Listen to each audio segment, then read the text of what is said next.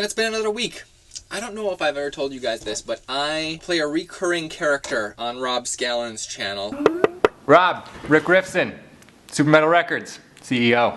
Top link in the doobs will be to an awesome choose your own instrument adventure, audition adventure that Scallon did, trying to get signed to Super Metal Records. I'll link to both of the initial Rick Rifson videos in there. But I only mention that because Scallon came over today and we had some breakfast. We were making some scrambled eggs and chorizo and onions and beans and tortillas. Scallon played us some music.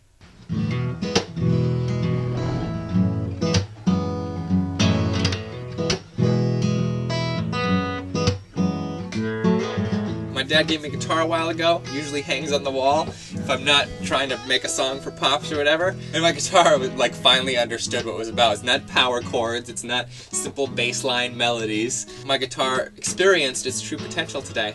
And it was like, take me with you, Scallon! When he left, but Scallon didn't. It's still on my wall.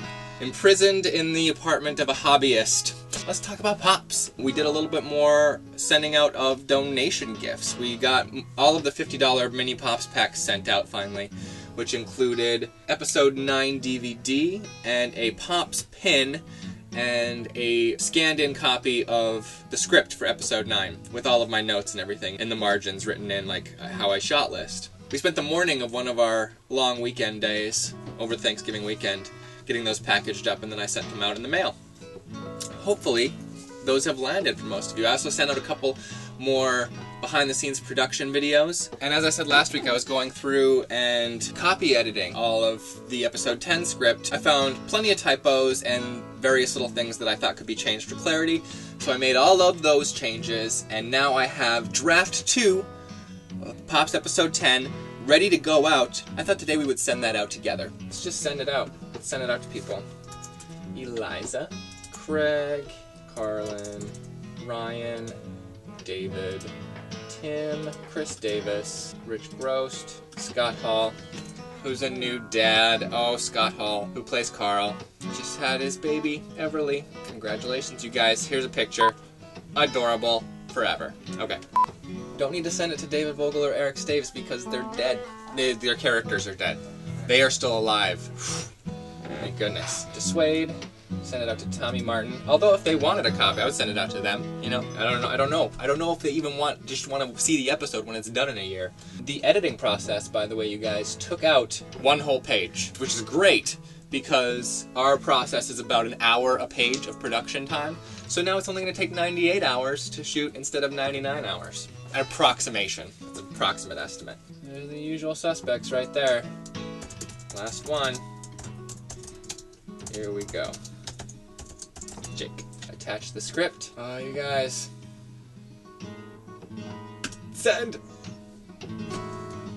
It's gone. Got it!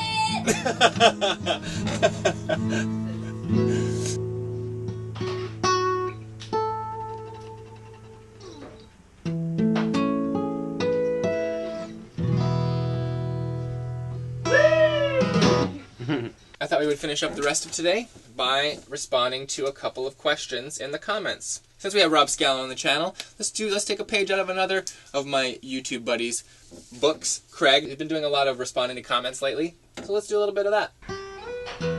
Daleks Ruined My Day says, couple questions. When you started PoPS, did you have a clear idea of how you wanted it to end?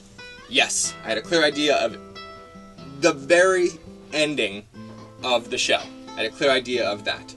And I had a clear idea of certain beats I wanted to hit along the way. If so, does that make the writing easier because you have a clear direction, or harder because you have to bring this multifaceted project together? It makes it much easier. I think it's much easier to know at least where you're going to end up.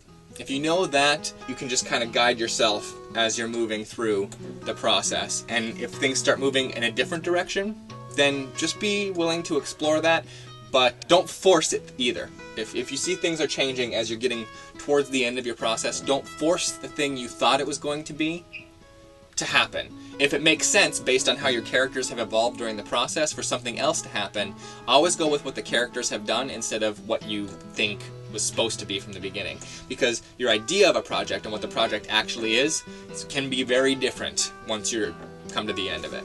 I was writing this horror movie once with another writing partner. We had a list of characters who were going to die. And by the end of the movie, this one guy was supposed to die, and I just called him up and I was like, I can't do it. He's been through too much. He's too good of a character to go out like that. You know? He earned this. So we let him live. So that's kind of my idea on forcing your creative process. What is that one from? That is a very, very old classical guitar piece. Yeah. That no one knows who wrote, but it's been in a ton of things. That's some Ralph Macchio Crossroads kind of business. Yeah. So that's this week's update, you guys. Thank you, Rob Scallon, for giving us a little bit of breakfast making music. And I will see you guys in a week. You guys take it easy. PoPS logo. Bye.